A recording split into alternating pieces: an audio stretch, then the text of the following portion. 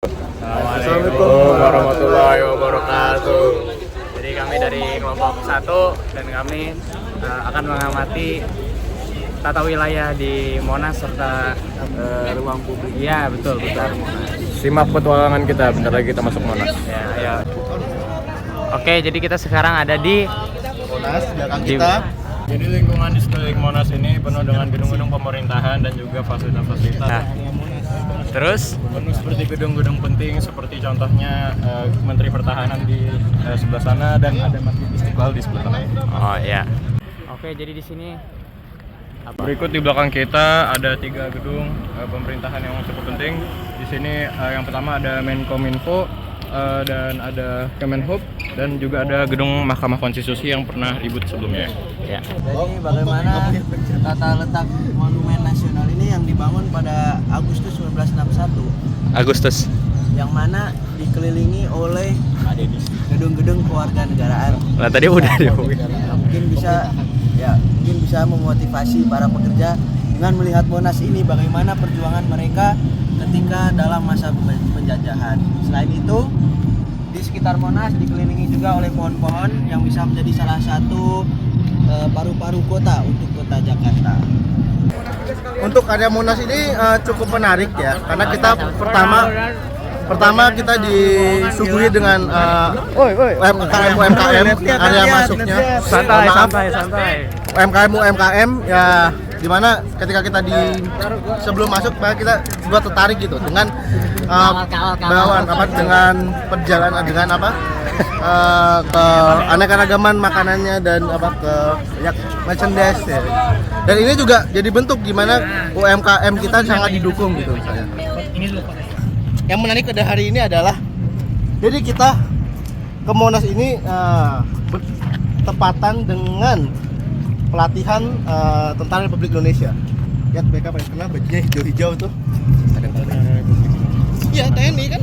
Kenapa ada kendaraan UN di sini? Baik, alasannya adanya kehadiran kendaraan-kendaraan PBB di sini adalah karena adanya pelatihan HUT TNI yang ke-79.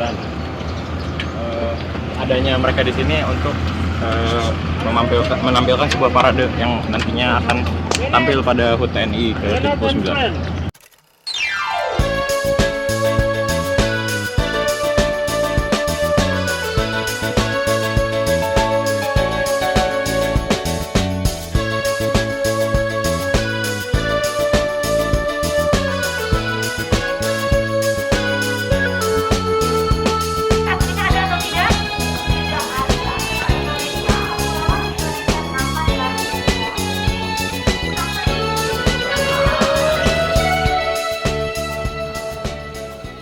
Selamat siang Bu. Oke, jadi kami dari Sekolah SMA Pribadi Depok kelas 12B dari kelompok 1 ingin mewawancarai mengenai sekitaran Monas ini. Pertanyaan pertama, bagaimana faktor yang membuat Monas letak yang strategis? Faktor bagaimana yang membuat Monas letak strategis? Strategis. Sebetulnya sih gini ya, dimulai dari Monas itu kan sudah sebagai ikonnya kota Jakarta ya. Jadi pasti banyak ada yang datang ke Monas. Dibilang strategisnya itu kenapa? Karena ini Jakarta Pusat, kemana-mana deket gitu. Terus yang ibaratnya dari Jakarta Barat ke Monas yang nggak terlalu jauh, dari Jakarta Timur ke Monas nggak terlalu jauh, karena ini di pusatnya kota Jakarta gitu. Jadi dibilang strategis sih dari situnya. Baik, lanjut ke pertanyaan 2 ya Bu. Jadi bagaimana tadi udah dibilang bahwa Monas ini menjadi salah satu letak yang strategis gitu ya. Nah, bagaimana letak ini bisa mempengaruhi perkembangan kota dan kegiatan ekonomi di sekitarnya? Jadi gini, karena kita di Jakarta Pusat itu kan juga sebagai pusatnya perkantoran-perkantoran yang ada di Jakarta. Makanya di sekeliling Monas ini itu semuanya itu nggak boleh ada pemukiman gitu. Di sekeliling Monas ini semuanya perkantoran atau disebutnya kayak kantor-kantor pemerintahan kayak gitu. Jadi kantor-kantor umum juga nggak ada di sekitaran sini, semuanya serba pemerintahan. Makanya itu sebagai pusat perekonomiannya Jakarta juga. Oke, jadi setelah ke ekonomi lanjut ke tentang pembangunan dan fasilitas di wilayah Monas. Jadi pertanyaan yang ketiga Bu, bagaimana pembangunan di wilayah Monas seperti fasilitas infrastruktur yang disediakan di sini, apakah sudah mendukung dan memadai kenyamanan para wisatawan? Baik, sebetulnya gini, kalau untuk fasilitas yang kita punya, kembali lagi kita ini 100% semuanya masuk ke APBD pemerintah gitu. Jadi untuk